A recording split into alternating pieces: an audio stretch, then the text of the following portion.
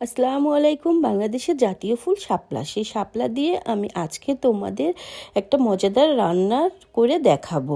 প্রথমে চুলায় আমি একটা প্যান নিয়ে নিলাম, সেই প্যানে আমি 1 কাপ সরিষার তেল দিয়েছি। আগে থেকে চিংড়ি মাছের লবণ হলুদ মাখিয়ে নিয়েছি, সেই চিংড়ি মাছটা তেলের ভিতরে একটু হালকা করে ভেজে নিচ্ছি। এরপর আমি এর ভিতরে অ্যাড করব 2 চামচ পেঁয়াজ বাটা।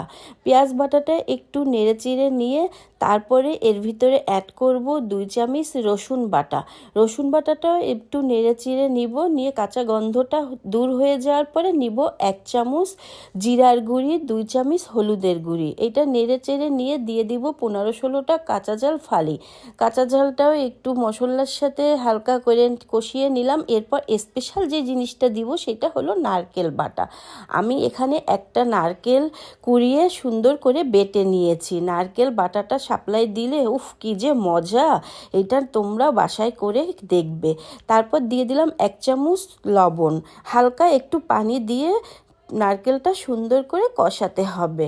কষানোর জন্য আমি ঢাকনাটা দিয়ে 2-3 মিনিটের জন্য ঢেকে দিলাম।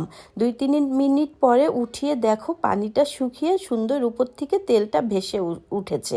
আমি এর ভিতরে তোমার ওইদিকে শাপলাটা আমি কুটে ধুয়ে সেকা দিয়ে রেখেছি। এখন সেই শাপলা কুচিটা দিয়ে দিচ্ছি। শাপলা কুচিটা দিয়ে মশলার সাথে সুন্দরভাবে মেখে তারপরে ঢাকনা দিয়ে 5 মিনিটের জন্য ঢেকে দিব। 5 মিনিট পরে এসে দেখো কতটা পানি বের হয়েছে। এই পানিটা আমি আবার একটু শাপলাটা নেড়েচেড়ে দিয়ে আবার 5 মিনিটের জন্য ঢাকনা দিয়ে ঢেকে দিব। 5 মিনিট পরে ফিরে আসছি, দেখো পানিটা অনেকটা শুকিয়ে গিয়েছে। এখন আর আমি কোনো ঢাকনা দিব না, এইভাবেই আমি পানিটা পুরো শুকিয়ে ফেলেছি।